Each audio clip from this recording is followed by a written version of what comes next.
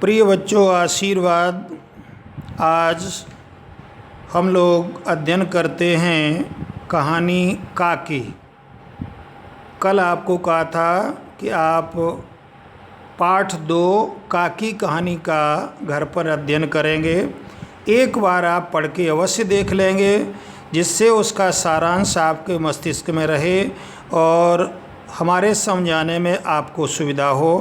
तो ये पाठ 2 काकी, यह आपका पाठ 2 काकी सियाराम शरण गुप्त द्वारा लिखित है।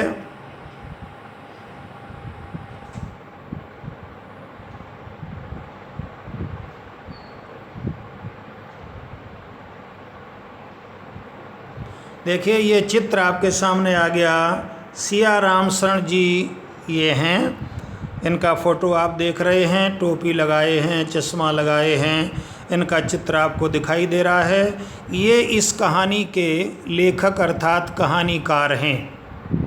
इसी में आप ध्यान से जब देखेंगे तो सियाराम शरण जी की यहाँ पर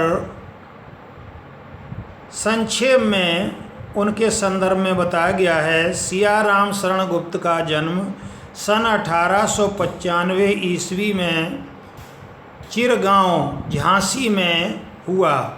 और आपने ये गांव झांसी में पहले से भी फेमस है, जिसमें एक और नामचीन कवि हुए हैं जिनका नाम था मैथिली शरण गुप्त, जिनको राष्ट्रीय कवि के नाम से जाना जाता है। इन्होंने अनेक कविता संग्रह, उपन्यास और निबंधों की रचना की। इनके उपन्यासों में नारी की सहनशीलता, आदर्श और सरलता है। इनकी प्रसिद्ध रचनाएं मौर्य विजय, दूर्वा दल, आत्मोत्सर्ग, गोद, नारी हैं। सन 1963 में इनका देहावसान हो गया। अब इसके बाद आप देखेंगे सियाराम शरण गुप्त जी का आपको मैंने थोड़ा सा परिचय दिया। इसमें हम आपको जो लिए चलते हैं, जब आप कहानी पढ़ते हैं तो चाहे कहानी हो या कविता हो, इसमें कुछ न कुछ ऐसे शब्द अवश्य आते हैं जिनसे आपका परिचय नहीं होता है। आप अभी छोटे बच्चे हैं, बहुत शब्द आपके भंडार में नहीं हैं। जैसे कोहराम माने रोना पीटना, भूमि शयन जमीन पर सोना, करुण दीन, उपद्रव, उत्पात, अग्नि संस्कार। मृत्यु के बाद सबको अग्नि में जलाना ही अग्नि संस्कार है। अनमना, उदास, खिन्न। इसी के साथ उत्कंठित माने उत्सुक, अधीर। प्रफुल्ल माने खिला हुआ, प्रसन्न। उग्र रूप, प्रचंड रूप। मुखबिर, मुखबिर माने भेद देने वाला, भेदिया। हतबुद्धि माने बेसुध, घबराया हुआ। ये इस पाठ के शब्दार्थ हैं जो कि पाठ के अंतर्गत आएंगे, जिनको आपको समझना ही पड़ेगा, अन्यथा आपकी समझ में नहीं आएगा।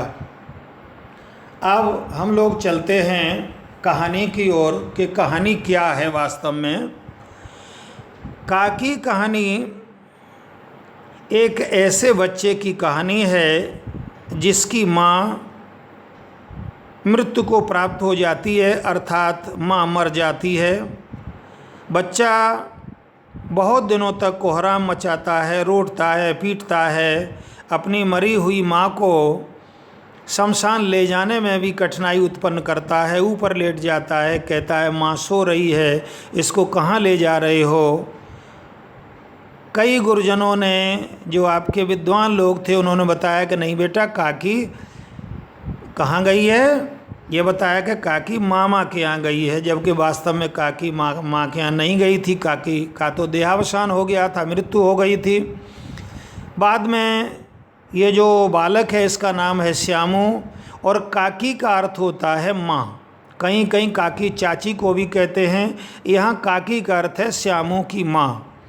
तो जब उसको पता पड़ता है कि मेरी माँ की मृत्यु हो गई है, अर्थात माँ राम के यहाँ चली गई है, तो वहाँ से राम के यहाँ से वो माँ को बुलाना चाहता है। इसके लिए अपने पिता की जेब से पहले एक चवन्नी फिर 1 रुपया निकालता है और एक पतंग को उड़ते देखकर उसके मन में ये विचार आया कि अगर हम पतंग को ऊपर उड़ाएं तो हमारी माँ काकी इस पतंग को पकड़ करके नीचे आ जाएगी।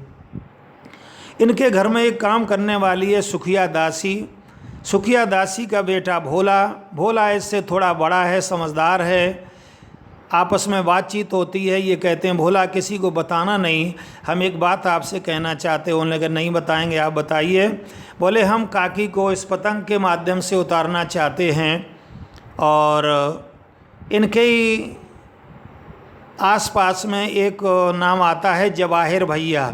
तो जवाहिर भैया से हम इस पतंग पर काकी लिखवा देंगे, जिससे पतंग ठीक काकी के पास ही पहुंचेगी। उसको हम पकड़ करके काकी नीचे उतर आएगी। लेकिन भोला कहता है कि इतनी पतली डोरी से काकी कैसे उतर पाएगी, ये पतंग की डोर टूट जाएगी। तो फिर कहते हैं फिर क्या होना चाहिए। भोला कहता है रस्सी मंगवानी चाहिए। 2 रस्सियाँ आती हैं।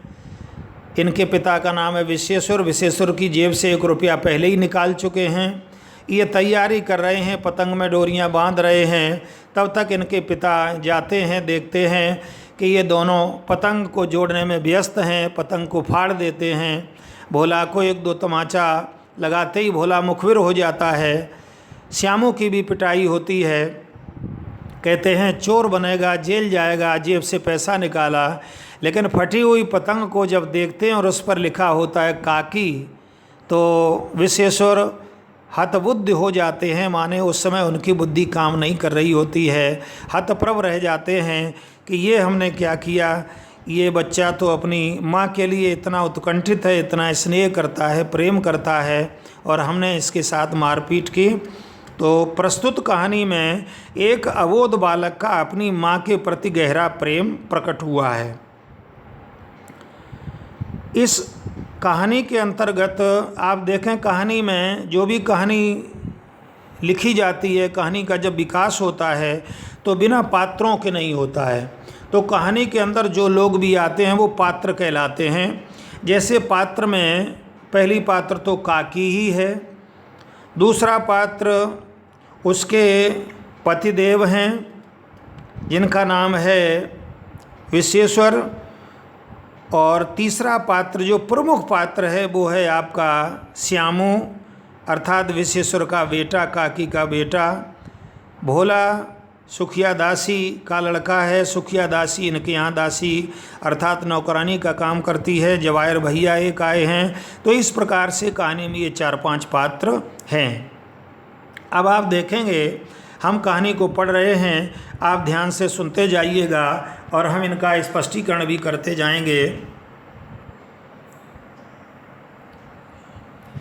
उस दिन बड़े सवेरे श्यामू की नींद खुली तो उसने देखा कि घर भर में कोहराम मचा हुआ है। कोहराम माने शोरगुल।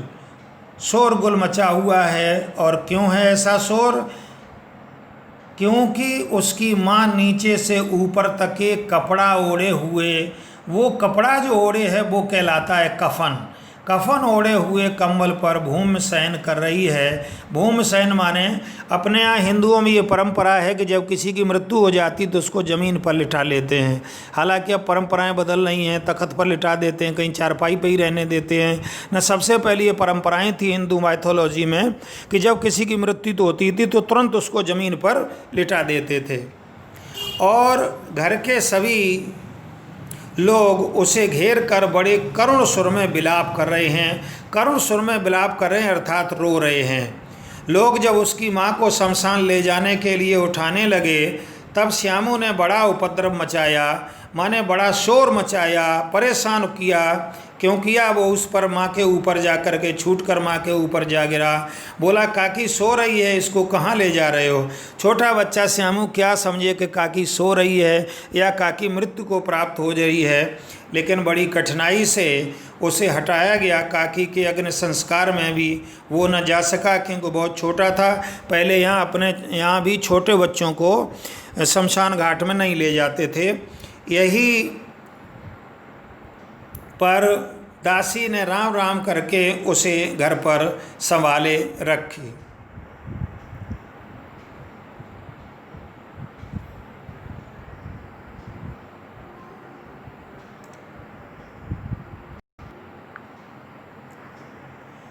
इसके आगे देखिए, पेज 2 पर चलते हैं।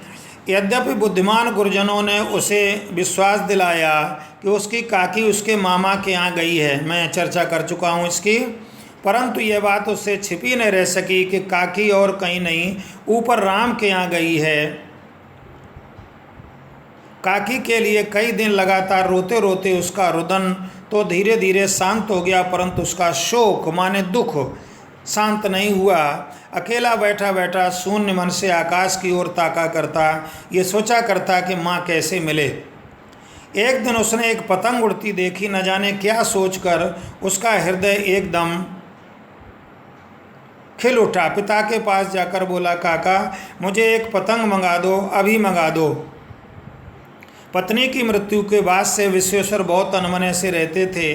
अच्छा मंगा दूंगा कहकर उदास भाव से और कहीं चले गए। श्यामू पतंग के लिए बहुत उत्कंठित था, वो अपनी इच्छा को किसी तरह न रोक सका। एक जगह खूंटी पर विश्वेश्वर का कोट टंगा था, इधर उधर देखकर उसने पास स्टूल सरका कर और ऊपर चढ़कर कोट की जेब टटोली।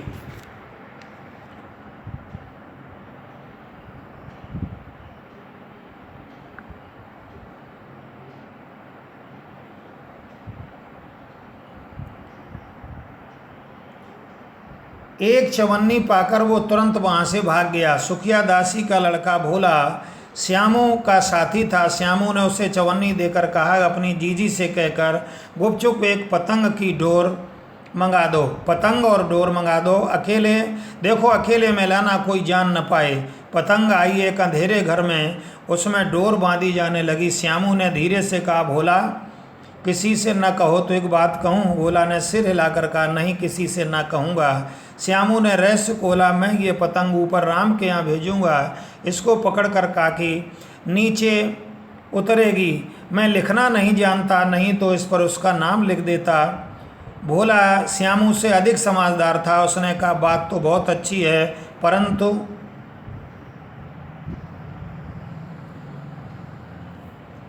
कठिनाई है। कठिनाई क्या है?